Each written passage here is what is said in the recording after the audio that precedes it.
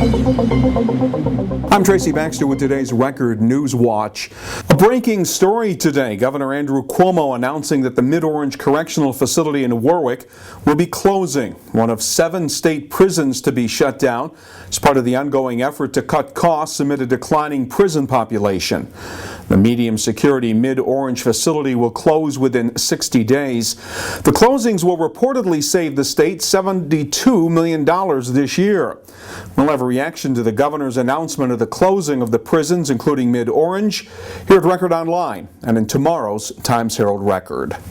For those living in the Napanoch area, ready or not, here comes Wal Mart. This week, the state's highest court refused to hear an appeal filed by ShopRite and a Wawarsing citizens group. It was the last legal hurdle standing in the way of construction of a 132,000 square foot Walmart store on the site of the current Napanoch Valley Mall off Route 209. The existing mall building will be demolished after the 4 remaining mall businesses are relocated to a smaller shopping plaza. The Napanoch Walmart is scheduled to be opened up in November of 2012, and it reportedly will create about 250 full and part-time jobs.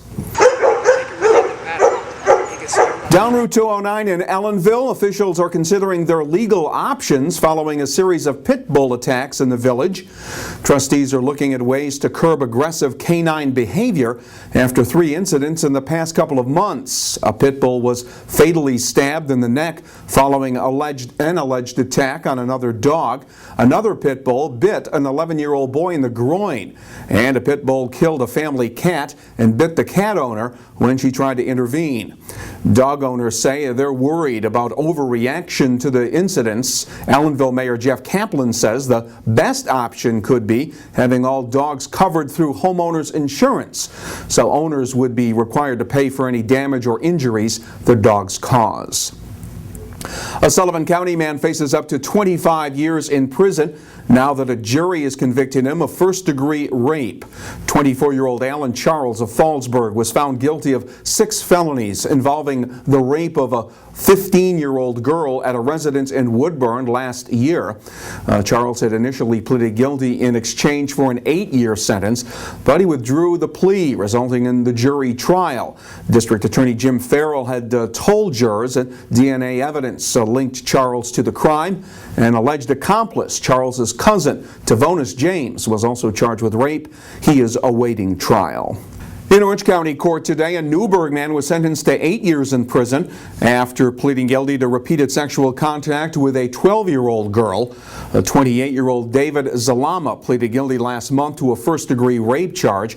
He met the girl in a city laundromat and took her to his apartment where the incidents occurred. At the time of his arrest, Zalama told police he thought the girl was 14 years old. SUNY Orange is moving closer to the start of a series of long-awaited projects on the Middletown campus. This week, 3 county legislative committees endorsed the $60 million worth of upgrades, including construction of a new science building and a 4-story parking garage adjacent to the phys ed building. That's as a way to address the long-standing parking problems on campus. The full legislature is expected to provide the final approval during the meeting next Thursday. Reporter Chris McKenna will have more information on the projects and the finances in an upcoming edition of the Times-Herald Record. The Monticello School District has a new superintendent of schools. The school board last night appointing Daniel Tepleski to the district's top job. Tepleski is currently serving as superintendent of schools in Ravenna, New York. He takes over for interim superintendent Ed Ryan, who'd had the job since February when former superintendent Dr. Patrick Michelle left Monticello to take a job with an upstate BOCES organization. It was the chance to say hello to an old friend. Hi, handsome! Oh, I love you and miss you! Scruffy and 19 other canines had just arrived at the Pennsalive Animal Sanctuary in the town of Wallkill after an airplane trip from Puerto Rico. Executive Director Carrie Clare was one of the Pets Alive team members who'd rescued Scruffy and the other dogs from a place called Dead Dog Beach. Dead Dog Beach is a beach in Puerto Rico where dogs are often abandoned and left to die, and it's considered local sport to go down there and abuse and beat them. We decided 2 years ago that we were going to stop this, and Chrissy Beckles, which is Pets Alive Puerto Rico Executive Director, started saving the dogs from Dead Dog Beach. Because of the diseases that homeless dogs in Puerto Rico can contract, Scruffy and his friends were held in quarantine for a longer period of time to ensure that they are disease-free. They'll soon be available for local adoption. And it was not your routine drunk driving arrest for state police in Sullivan County yesterday. A patrol officer pulled over a Brooklyn man on Route 55 in the town of Liberty. His vehicle? A golf cart.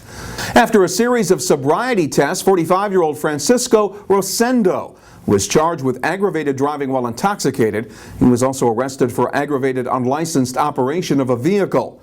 Rosendo is being held on $10,000 bail in Sullivan County Jail. There was no word on where he was intending to go in the golf cart.